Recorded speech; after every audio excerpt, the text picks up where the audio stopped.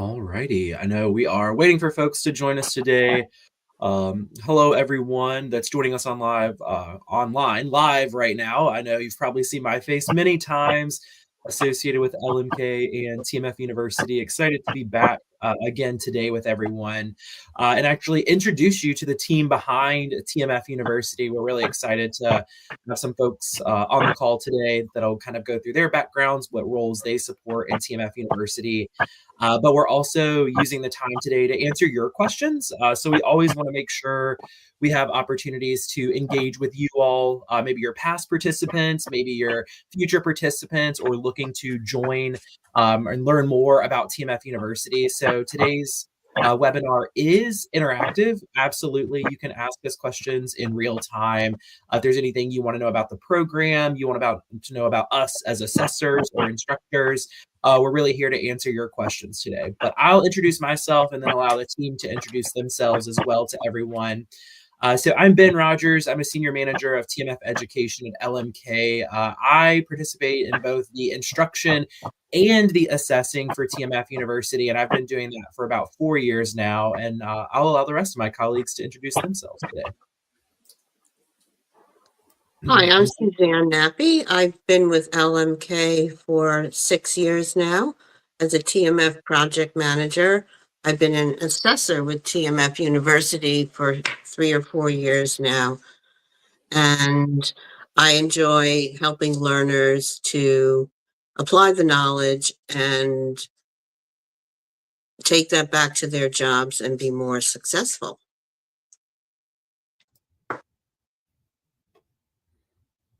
Perfect. Thanks, Suzanne. John? Hi, I'm John Waugh, and I'm a study analyst and also a TMFU instructor. And I have over 27 years experience in the industry in a variety of different roles, but always around trial master file work. I look forward to helping people learn and hope to bring some of my real world experience to the discussions that we have. I also, excuse me, I like the TMF. One of the reasons I really like it is when things are indexed correctly, or if you have like a robust guidance, you can just follow the rules and be successful. And that's one of the things that I want to help people do, is follow the rules and be successful.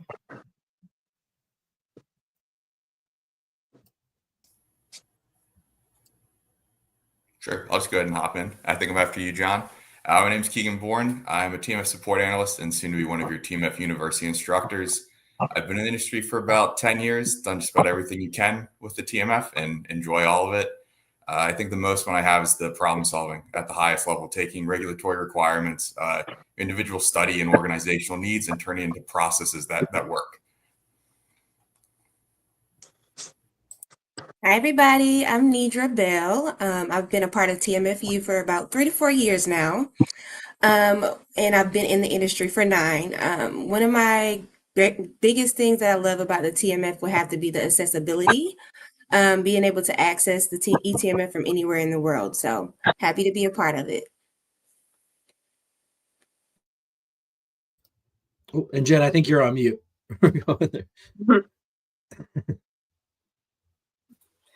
My name is Jennifer Langelier. I'm a functional line manager here at LMK. I've been in the industry for 20 years, about 12 to 15 years with the TMF, and I've been assessing for about 5 years now, I believe, 4 or 5 years now. And my favorite thing about the TMF really is kind of like I really like the TMF QC and digging down. It's almost like an investigative type of thing. I like doing I like the classification, and I like digging into things and finding and remediating. Thanks. Awesome. Fantastic. Yeah. Thanks everyone for introducing yourselves today. So as you all probably picked up on, John, Keegan, and myself will kind of be the faces of TMF University leading the instruction. John and Keegan will be joining me as instructors starting in April. So you'll see some new voices, some new faces, which we're really excited about. And then Jen, Suzanne, and Nidra all support the assessment portfolios. They do a fantastic job. They've each been supporting that for years now alongside myself. So again, we'll open it up to you all for questions, comments. Again, today is kind of get to know us a little bit more, the team behind TMF University, it's not just me any longer. It's a group of us, and everybody's really great. So questions, comments about the program, about our philosophies as instructors or assessors, anything we can help with. We'll wait for some kind of questions to come in, and then we'll see some different perspectives from us. So we'll just give it a second to see what comes through.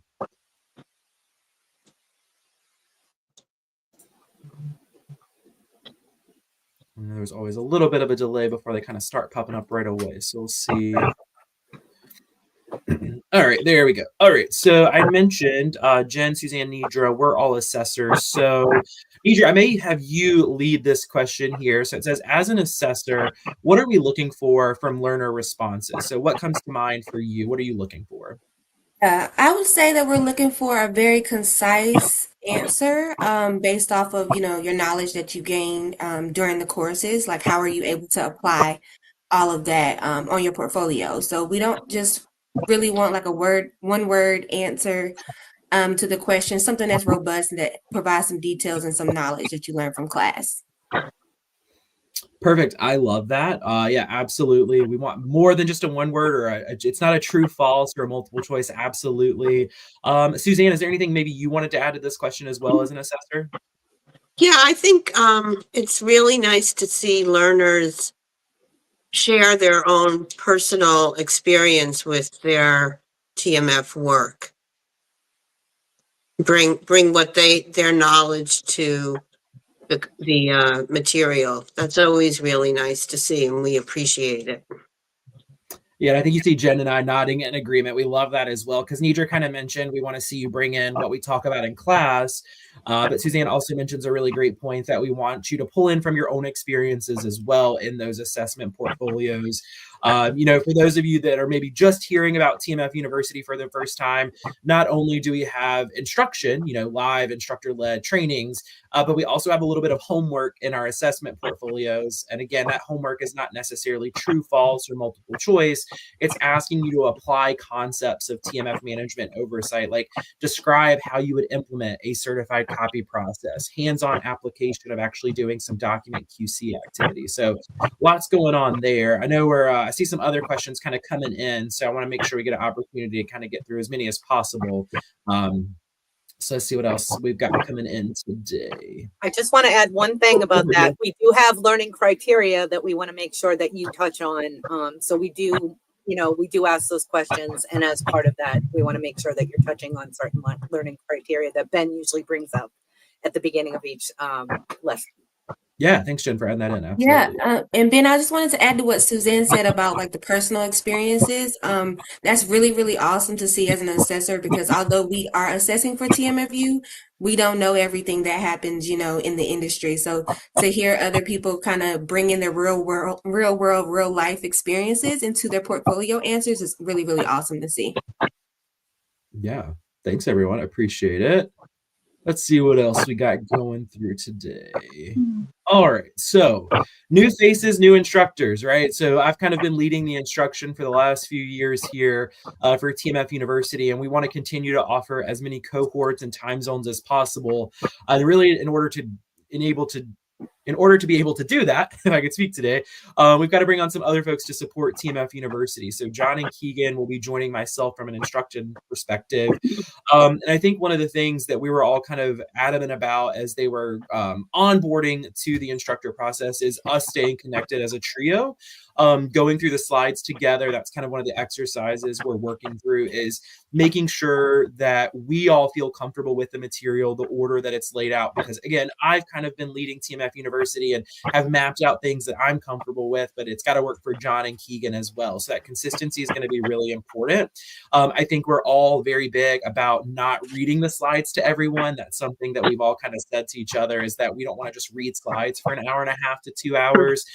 We want to make sure that we're giving those real world examples. I think John and Keegan both kind of talked about that, bringing that into their instructor philosophy. So it's us kind of meeting with one another, talking about the things that we want to bring up in the courses for consistency, so that we're not having if we all teach the same course, we're not having different outcomes at the end. That's also built into the program just to kind of give a little more of the technical stuff for folks. With those learning outcomes and assessment criteria that TMF University is built on, that also goes into the consistency in which we deliver. So it's not that John, Keegan, and I will all create our own learning outcomes and assessment criteria, our own slide decks for each course. We'll have a consistent learning outcome and assessment criteria, as well as slides that we'll use to facilitate. The things that might change are the examples, because John, Keegan, and I all have different experiences. So one of us may share a different example from time to time, but the core material will always be the same. And that's something we're working on together to make sure that you all have a consistent experience, really regardless of who teaches the courses. I know that's important for folks. They, we don't want somebody coming to the course and then the next person be like, nobody ever told me about that. I didn't learn about that when I was in TMF University. Consistency is key for us. So great comments there. And I'll just keep the kind of questions coming. Sorry, I know I kind of took over that one, but I've kind of led the consistency efforts there. And if there's more questions for us as instructors, John and Keegan, I'll certainly turn it over to the two of you. But we'll kind of keep moving through questions, comments as they pop up for us. I know we've got some folks. All right, let's look. Oh, a very loaded question, right? So it's always like when somebody asks how much time does it take or whatever. And actually, any of you can answer this, right? Because all the people you see on the call have actually gone through TMF University and have completed the assessment portfolios. And we've made changes to our assessment portfolios over the year to make them more streamlined. We've moved them to electronic. I think maybe Jen, Suzanne, and Nidra, I think you all maybe did the legacy process with the Word court documents. We've updated that to make it easier. But, really, if anyone wants to provide their experience on how difficult the assessment portfolios are to complete, I know that's something that a lot of people ask. Share those experiences, because some of you may say it took me a little bit longer. Some of you says, no, it was a breeze. So does anybody kind of want to start us here of how difficult it is to complete those portfolios? I don't mind starting on that unless somebody else. Jen. Okay, I was going to say that there are varying degrees of difficulty in all the questions, but if you pay attention in class and you follow along with the presentation and the slides that Ben presents, you should be able to answer the questions. I mean, as Ben said, the criteria is something that is part of the lesson itself of each class. And that's what we're going to quiz you on or test you on. And also the course is really interactive. So you can ask questions and share your experiences. The instructors are great about that. It's really a good place to ask the questions you might have. So if you're paying attention in class, taking notes, or, and following along with the presentations, you should be able to answer any of the questions, as the material is pretty much covered in every class. So it shouldn't be any scary things that are out there that you didn't have to answer or discuss during the training.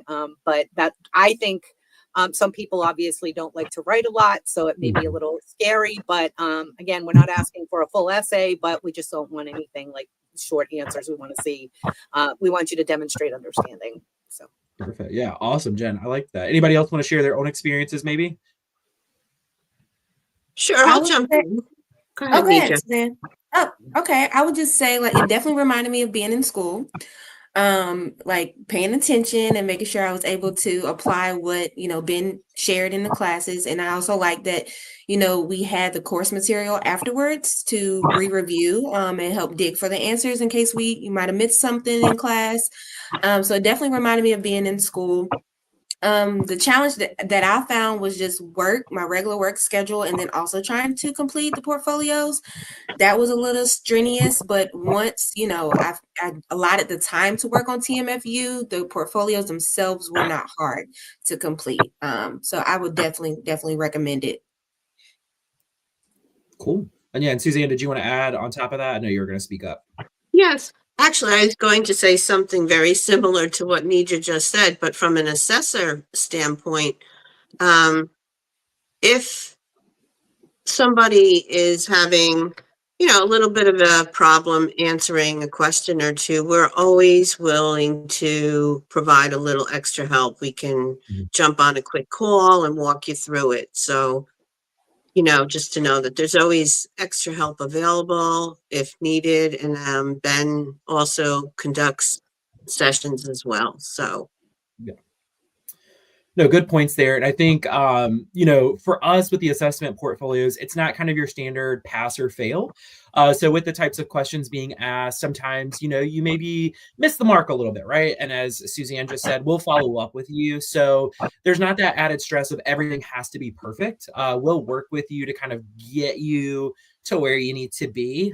So don't have any stress there. But I always say over the years, as I've been asked this question, I say it really depends on you, and kind of, are you a little bit anxious like myself? Like sometimes I want to over explain everything. So I feel like I'm putting in 2 paragraphs worth of responses and somebody else could really do it in like 3 or 4 sentences. So you'll kind of learn as you go through the program. I always say the first couple of portfolios are the hardest just because, again, you haven't really gone through that style of questioning perhaps, and you haven't gotten the feedback.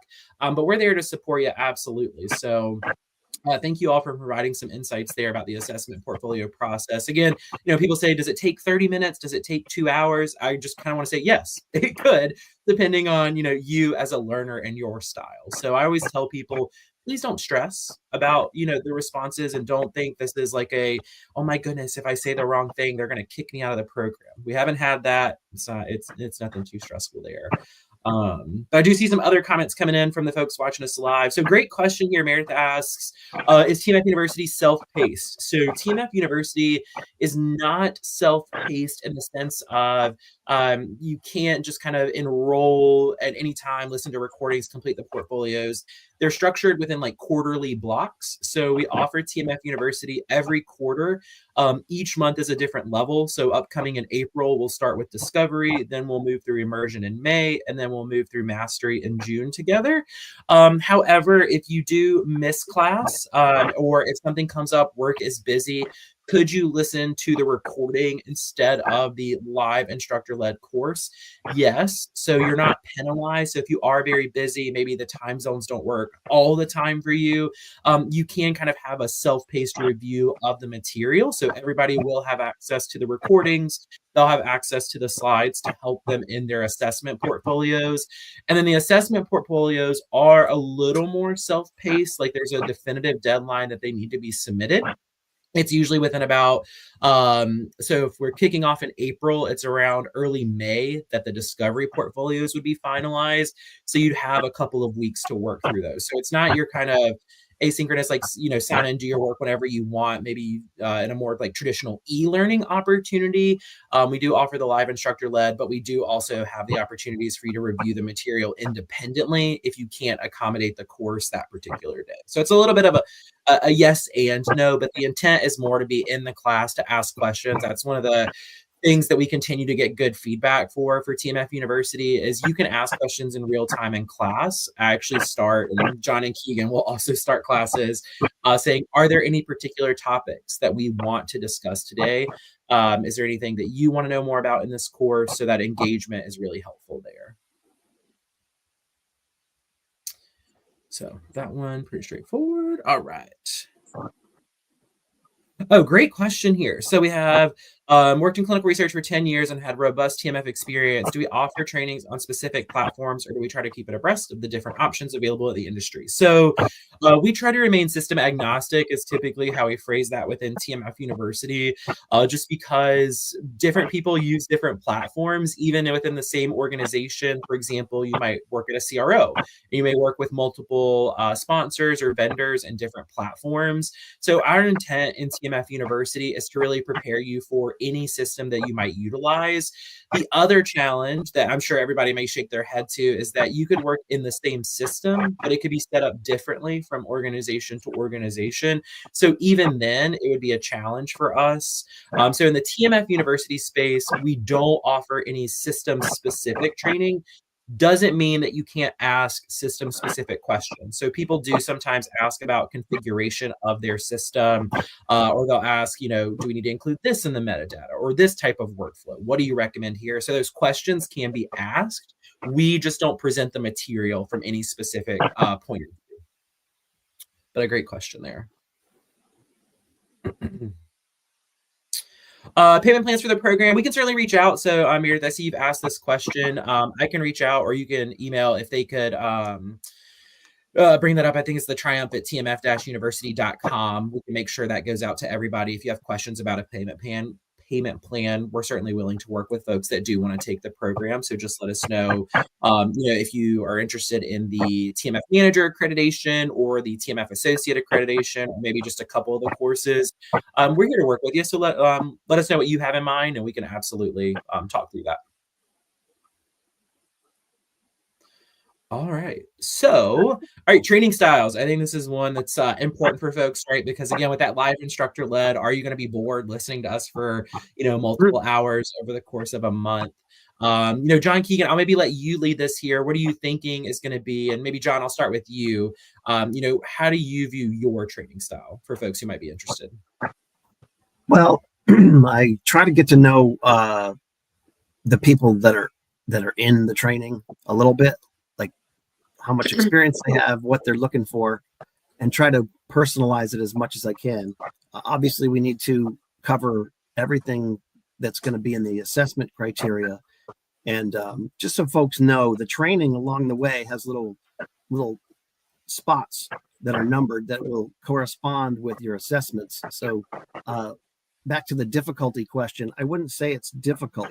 I would say depending on how you work and how you answer the questions, it can be time consuming, because I went through the program and there was some of the assessments that seemed like they went quickly and were rather easy. And then there were others where I thought, oh yeah, I know this. And I looked at the material and then I got feedback from the assessor. Okay, can you explain this a little further? That sort of thing. But my training style definitely would be not just cover the material, but try to help people understand why they're doing what they're doing.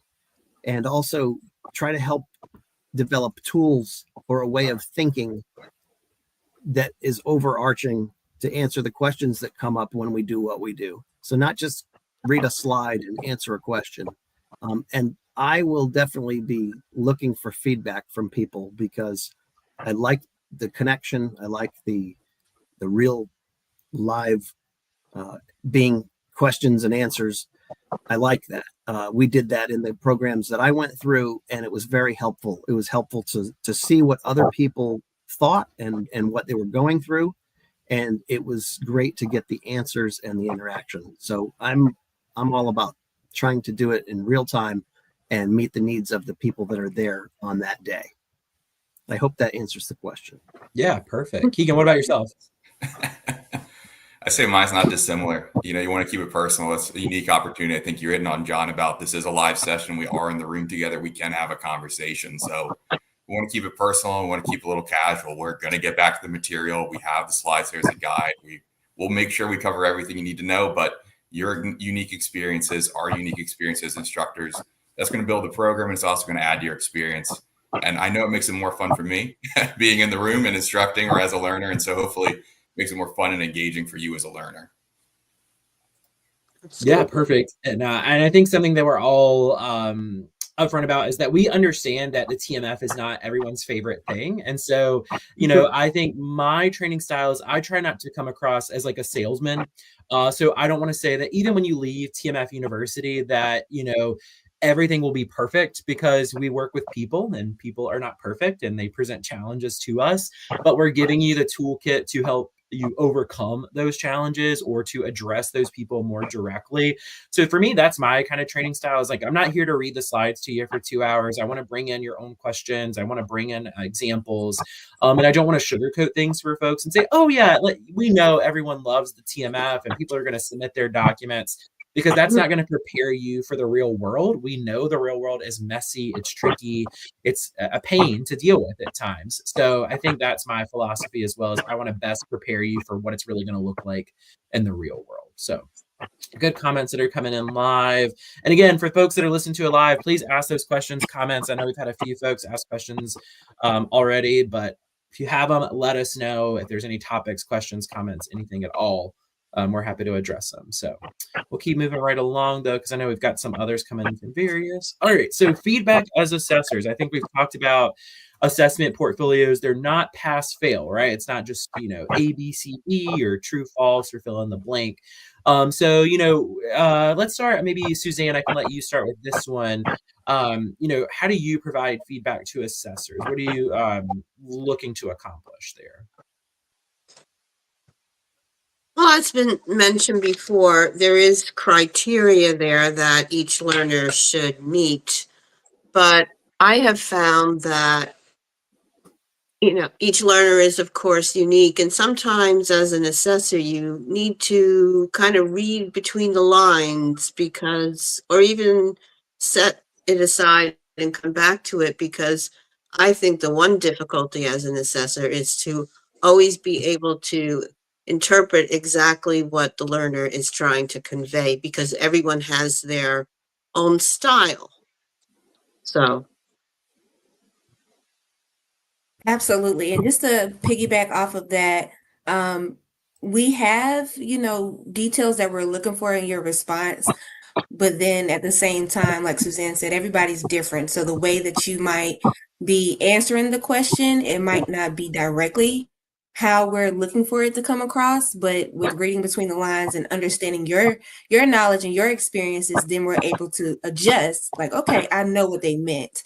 I know where they're trying to get to. And then sometimes we might have to kind of guide you into the right direction. Maybe you're a little off in your response. So how can we maybe ask the question differently for you to be able to understand and be more direct with your response?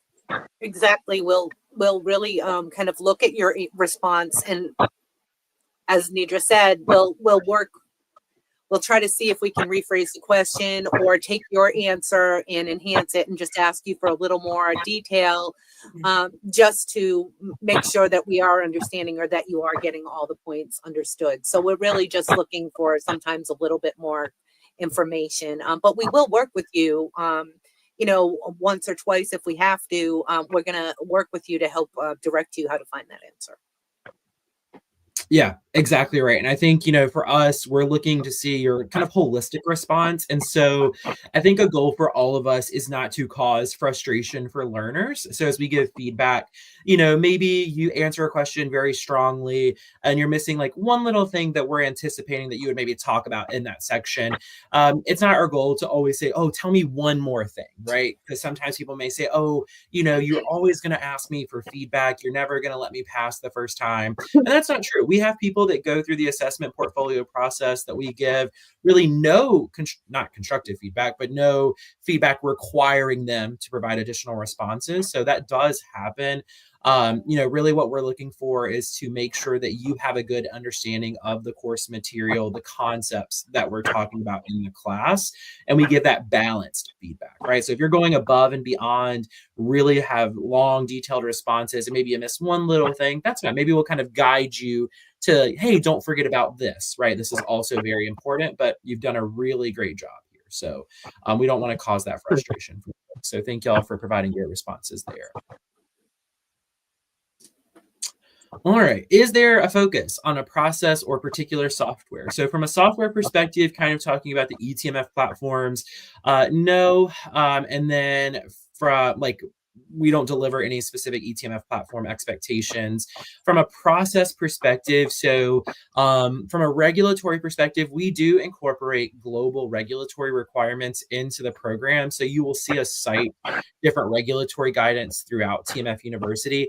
The challenge with a program like TMF University is it does have global appeal, right? We've had people from all over the world participate. And so we don't develop the trainings to only speak from the FDA's perspective or the PMDA's perspective or Health Canada or EMA, whoever it might be, that regulatory agency. We pull in the relevant concepts from each of those agencies and kind of include them as discussion points. The good thing about most regulation when it comes to the TMF is there's general agreement on how things need to be done. Your TMF needs to be complete. quality documentation filed at all times. Those high-level concepts are pretty similar, but as we go through TMF University, one of our courses, Current Regulations, actually talks about some of the differences in the regulatory guidance. And then we also include just kind of industry accepted practices or best practices, because as we know, sometimes regulatory guidance gives us the goal of where we need to be, but they don't really give us the route of how we get there. So it's like, we need you to be here, but how you get there is really up to your organization. So we then fill that in with industry of best practices, kind of our gold standards that we're working towards. But something you'll kind of hear all of us as instructors talk about throughout our time together is that there's not really one particular way that something's done, right? We try to give our idea of what the gold standard would be for organizations to do, but it doesn't mean that your organization can't do it differently. And again, the great thing is you can ask those questions in real time. Hey, I'm in this region. This is the guidance. What does that mean? So a great question there.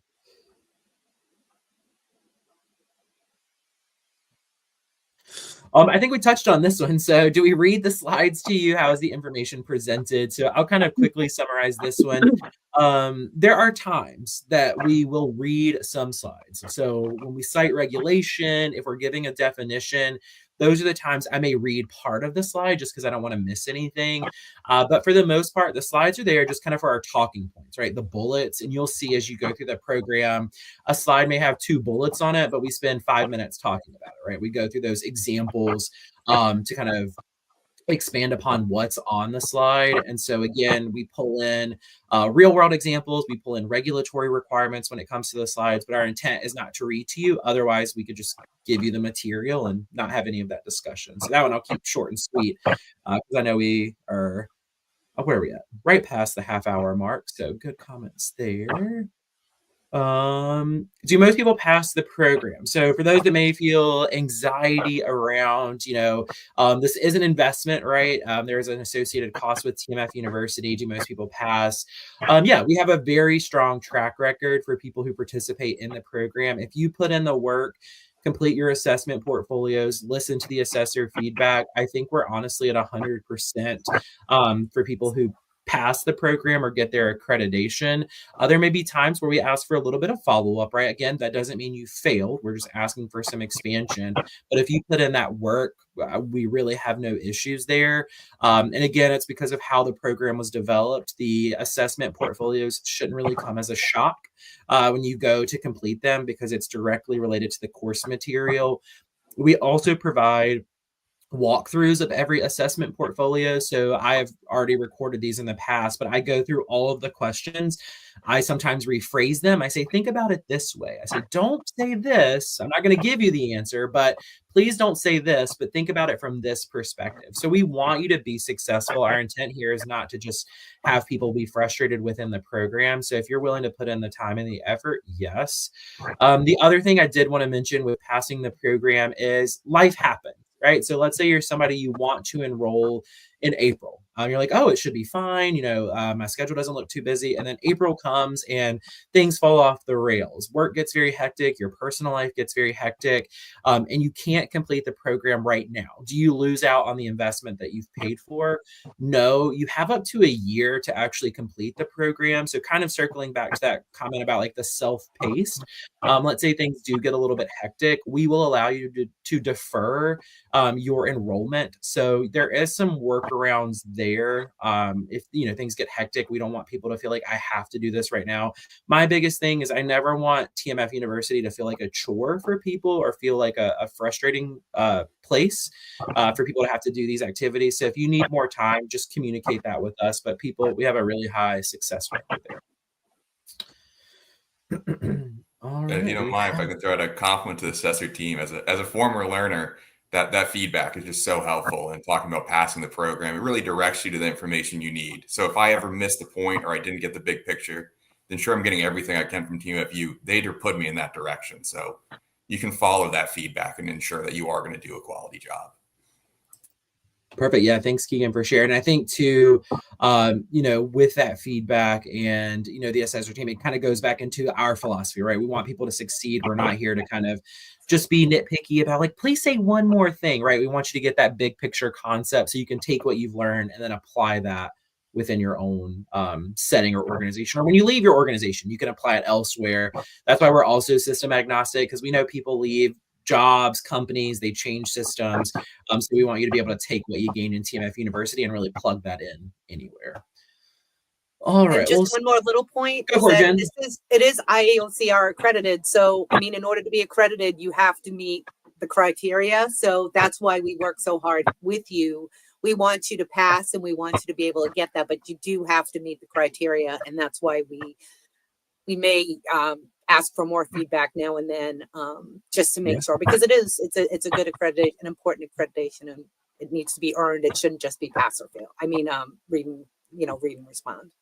Right, absolutely. All right, I think we might have time for one more question before I let everybody go, because I know we're fast approaching kind of the end of our time together. So we'll see if there's any more that maybe come up, and if not, we can totally. All right. How is course material developed and maintained? So, I think I might have the longest tenure here, so I can kind of talk about the development here. So TMF University was developed based out of a need to kind of establish what is being a TMF professional. What are the concepts that we need to understand? So TMF University is again built off of industry best practice and regulatory expectations. So we use regulatory guidance, incorporate that into the course material. And then as regulatory guidance changes, just like with the new R3 rollout, we incorporate that within the slides. So we do try to do, at a minimum, yearly reviews of the material to make sure that it still captures best practice, regulatory guidance, and then we make any updates as necessary. Or if we see any big shifts, like with automation or AI, we capture that in our slides as well. So we LMK, the great thing is we have a plethora of knowledge. We're a lot of subject matter experts, so people contribute within the organization and say, hey, add this. People are asking about this. So we've got a lot of kind of eyes and ears out there looking for what people are interested in. Also, one of the things that I'm very proud of is that we take learner feedback directly. If we hear the same questions being asked over and over, we put that into the material, right? So it's not just what we think people should know. It's also what are people interested in, what are people asking about. So again, industry expectations, regulatory guidance, learner expectations and feedback, we incorporate all of that to continue to update the material for everyone. So lots goes into that. All right. I'll do a final spot check here. I know we're close to the end of the time today, and I won't make us wait any longer here. So I just want to thank the team for joining. So glad to see some other faces and voices here. Thanks to everybody for joining today's town hall. I do know we have some upcoming webinars that should be coming across your screen here in just a little bit in a few weeks on March 11th at 11 a.m. Eastern time. So more training focus, right? We love this. How can you empower your team through training and competency development? Hannah and Louisa, also from LMK, are going to be leading that series. So again, you won't be listening to me again, some new faces, some new voices. Excited for that. But thank you everybody for your questions and comments today. If there's anything we can do after the fact for enrollment, payment options, course specific questions, please let us know. But I appreciate everybody's time, and thanks to everybody, Suzanne, John, Keegan, Nidra, Jen, for joining me today and giving your insights. And I hope everybody has a great rest of the day and fantastic weekend, and hopefully we'll see you in April for our next cohort kicking off. So bye, everyone. Thanks, everybody. Bye. Thank you. Bye.